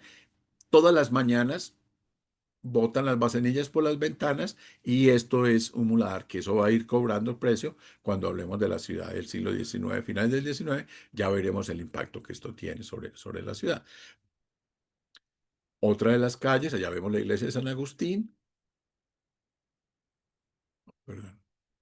Las Nieves, la plazuela de las Nieves, esta es la iglesia de las Nieves del siglo XVIII, pero es difícil conseguir una imagen. Lo que es la ronda del río San Francisco, el puente, que ya es un puente de ojiva, construido en el siglo XVII, inicialmente el puente de San Miguel, pero se va a llamar puente de San Francisco cuando llegan los franciscanos acá. Y las rondas del río, fíjense que aquí está representado en un dibujo, esto es ideal, unas chozas o en fin, pero no hay construcciones grandes sobre las rondas, ya un acercamiento a lo que es en un grabado del siglo XIX, del papel periódico ilustrado, de lo que era, y esto fue fotografiado, del puente de San Francisco. Y fíjese la altura que había, y eso va a hacer que esta ciudad esté protegida. Vamos a hablar de eso la semana entrante, que ya hoy no alcancé. Y este es el puente de San Francisco. Y el puente de San Francisco se caracterizó por tener 4 tiendas que eran arrendadas por la ciudad, eso formaba parte de los propios de la ciudad, donde habían negocios. Y en uno de ellos, ciertamente, la aduana, porque era el ingreso a la calle real que hablábamos hace un rato. La iglesia de la Candelaria. Y me hubiera gustado tener tiempo de hablar de esto, porque esto lo ven ustedes hoy en día. Si ustedes se paran en esta esquina que está acá, que es la puerta de entrada de la Luis Ángel Arango, y miran en dirección a sur oriental, van a ver esta puerta. Esta es la puerta del taller de Gregorio Vázquez de Arce y Ceballos. Hoy está tal cual. Y es un pesar que pasa por ahí todos y generalmente no se ven. ¿Y por qué qué es la característica de esta puerta? Que es delgada y muy alta, porque tenía la altura, no necesitaba ser muy ancha, pero sí la altura para sacar los lienzos de gran tamaño que salían del taller de Gregorio Vázquez de Arce y Ceballos. Pero esta es de las huellas de la ciudad del siglo XVII más bellas que tiene Bogotá, en pie aún hoy en día. Aquí al lado está el Museo de Bogotá, si ustedes quieren, y la casa, pues la casa de Sámano. Y al frente está las oficinas de la Sociedad Colombiana de Ingenieros y las terrazas al frente. Porque salían lienzos como este, el Niño de la Espina de Gregorio Vázquez, o esta es la Trinidad. Esto fue un cuadro que les tocó cubrirlo cuando se restaura hace poco, en el siglo XX, pues se descubren los tres rostros, porque esta pintura está prohibida por Trento. Esto no se podía representar la Trinidad de esta manera, y sin embargo en el taller de Gregorio Vázquez lo hacen. Tenían corriendo riesgos de eso. Este es el portón de la Casa de las Aulas, o sea, el portón de la Universidad Javeriana Colonial, a lo que va a ser la Universidad Javeriana, la Universidad de el Colegio Mayor del Rosario, que no fue universidad, que tiene claustro también, y la iglesia de la Bordadita. Y creo que con eso acabo. Sí, yo acabo en 6:30.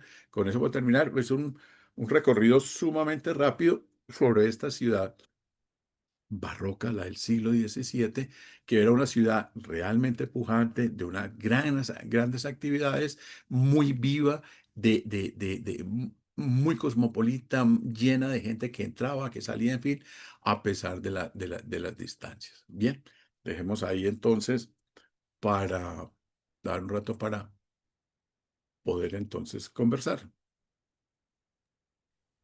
Bueno, profesor, muchas gracias.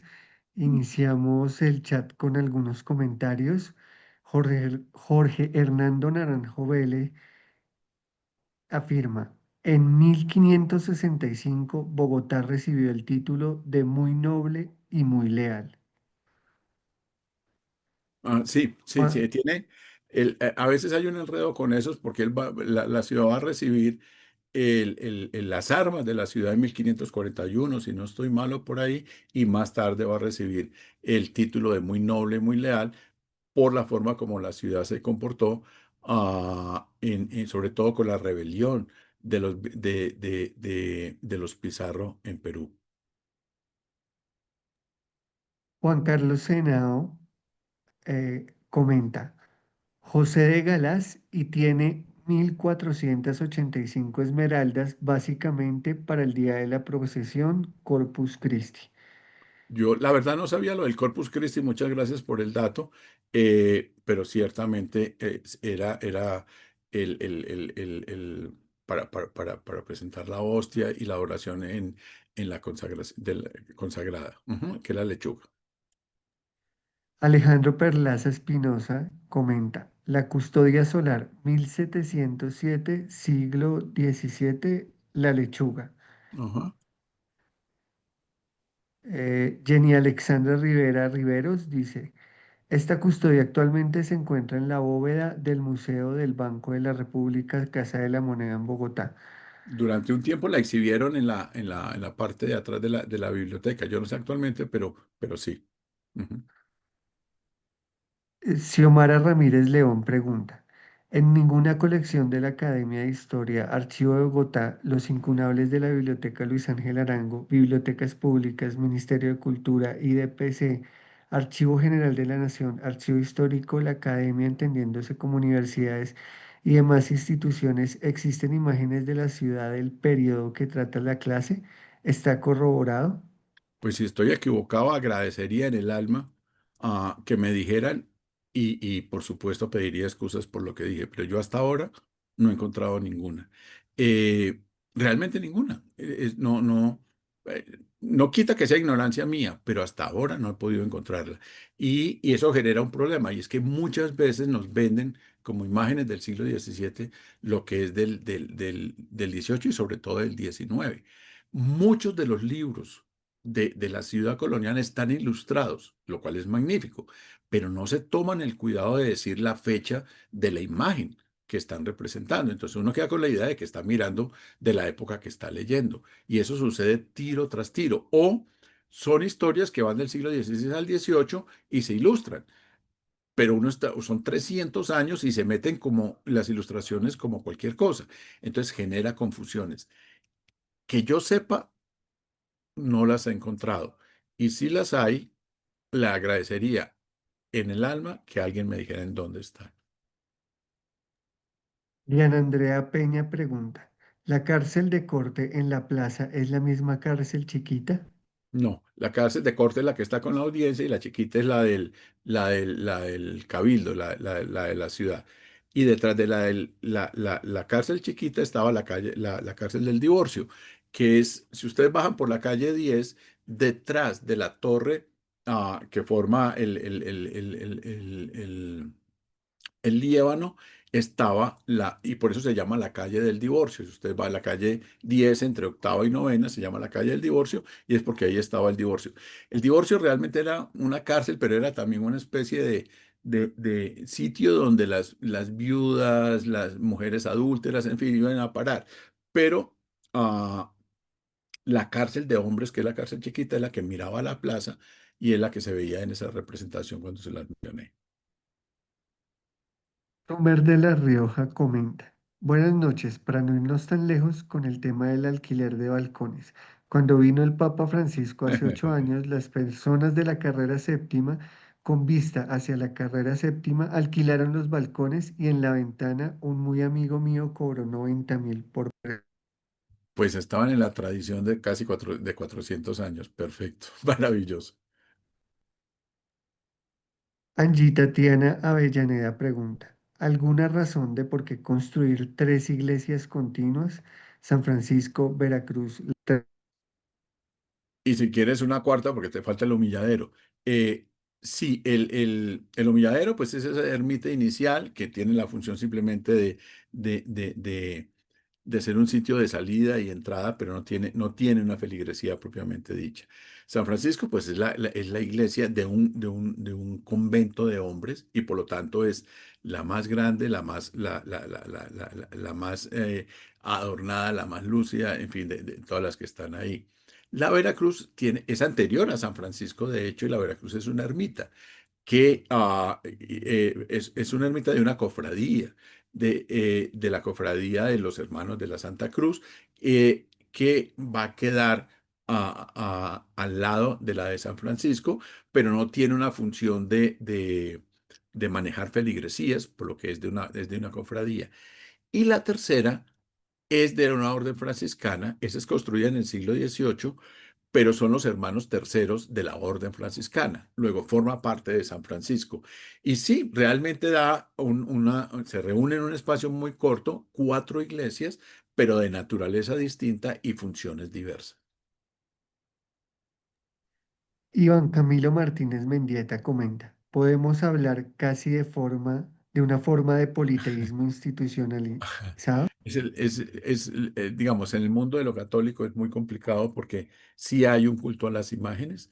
La cosa es cuando son las personas que en su fe divinizan la imagen o la persona que está representada. En ese caso, se podría configurar una especie de politeísmo no institucionalizado, al contrario, desinstitucionalizado porque se varía de manera en las prácticas religiosas.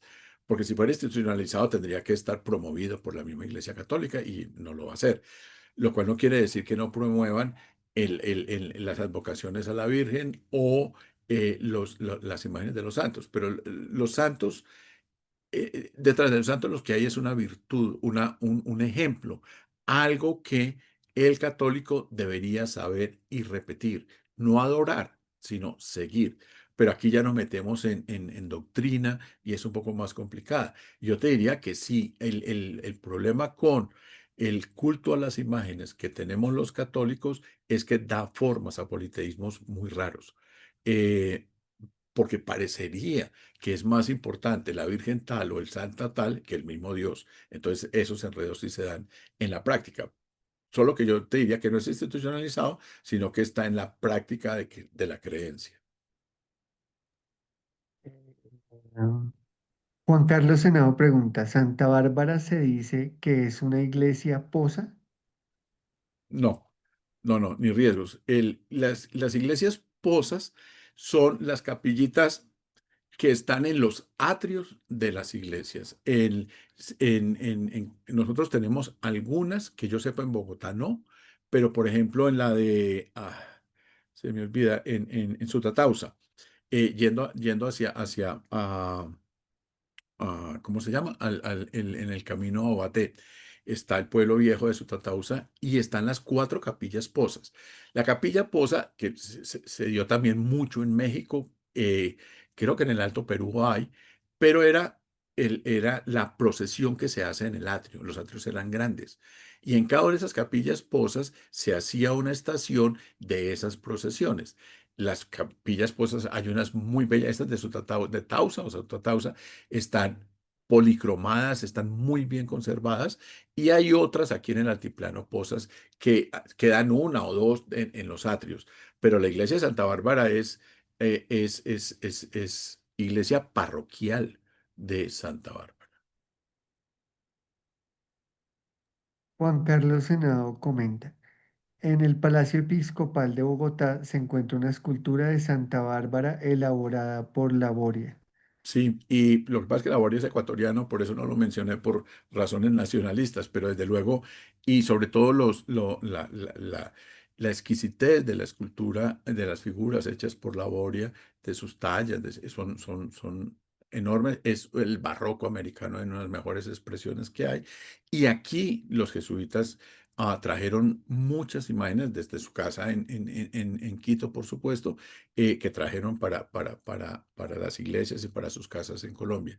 Pedro Laboria fue uno de los grandes escultores coloniales, sí. Xiomara Ramírez pregunta, ¿la ermita de la Peña no debería considerarse como uno de esos espacios sagrados, dado que fue construida en Y está asociada, por supuesto, a una aparición y a un culto que es el de la Sagrada Familia. Yo no los mencioné todos porque si no alcancé casi no termino la presentación, pues mucho se me quedó por fuera. Pero por supuesto, está asociada al culto de la Sagrada Familia, que se va a convertir después en una doctrina de lo que es la familia nuclear, padre, madre e hijo, y eso se volvió doctrina católica muy fuerte hasta el día de hoy y está representada en lo que parece como algo milagroso, que es la aparición pintada en una piedra ahí de Guadalupe, la imagen de la Sagrada Familia. Por supuesto que sí. Juan Carlos Senao comenta, el conjunto de reliquias en una iglesia se conoce como Lipsanoteca y efectivamente hay un altar dedicado a las reliquias de la iglesia de San Ignacio. Actualmente en el Museo del Colonial hay una exposición sobre las reliquias que es preciosa. Algunos de los elementos de la iglesia de Santa Inés se encuentran hoy en la iglesia de San Alfonso María de Ligorio en La Soledad. Sí, sí, sí. Gracias por lo de Lipsanoteca. Realmente en el mundo católico fue muy importante. En la época medieval, se va a venir después sobre el barroco y el siglo XVII y XVIII, pero fue realmente un negocio grande, importante, que movió cientos de miles de la moneda que fuera en esos momentos. Y sobre todo de la credibilidad de las personas. O sea, si uno sumara todas las clavos de la cruz que se han vendido en el mundo, tendría como 60 metros esa cruz. Pero eso no era puesto en cuestión. Eh, y sí, cuando se fueron demoliendo, edificios, no solo iglesias, se fueron pasando a a otras iglesias de la ciudad. Y no solo de las iglesias, por ejemplo, les decía, la pila que estaba en el claustro de Santo Domingo está hoy en el Museo Nacional. La escalera noble de también Santo Domingo, creo que está en San Carlos, en el Palacio. Parte de uno de los salones principales de entrada de Santo Domingo ciertamente está reconstruido en el Palacio de en la Cancillería de hoy en día, no en la del siglo XVII o XVIII. Eh, y hay otra que está por abajo, no es Chapinero, sino como por la 60 abajo, que también tiene partes del altar de una de las iglesias viejas. Eso se ocurrió mucho y lo que pasa es que faltaría una guía que le digan, hombre, si usted quiere ir a ver de Santa Inés lo que hoy tenemos, vaya a la iglesia tal. Y eso sería un trabajito muy interesante para ustedes, guías, de poder ir a ver en otros sitios de la ciudad eh, rastros, huellas que quedaron de esta ciudad colonial. Xiomara Ramírez León pregunta, en medio del carácter religioso y sagrado de la época, ¿no había una virgen representativa de la ciudad a la cual acudieran los habitantes que los llevó a buscar a la virgen de otras poblaciones? Sí, te respondió bien Juan Carlos, es la del topo. De hecho, el altar, la capilla principal de la catedral está dedicada a la Virgen del Topo. Lo que pasa es que la milagrosa es la de Chiquinquirá.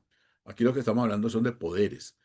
Y se va a recurrir a la Chiquinquirá porque es una virgen que es capaz de generar lo que estás pidiendo. Entonces, no es que no existan las otras, sino que algunas tienen, digamos, más prestigio que otras. Miguel Ángel Pineda, ¿en qué año se comienzan a crear los caminos reales? Prácticamente desde mediados del siglo XVI. O sea, van a acompañar todos los siglos coloniales.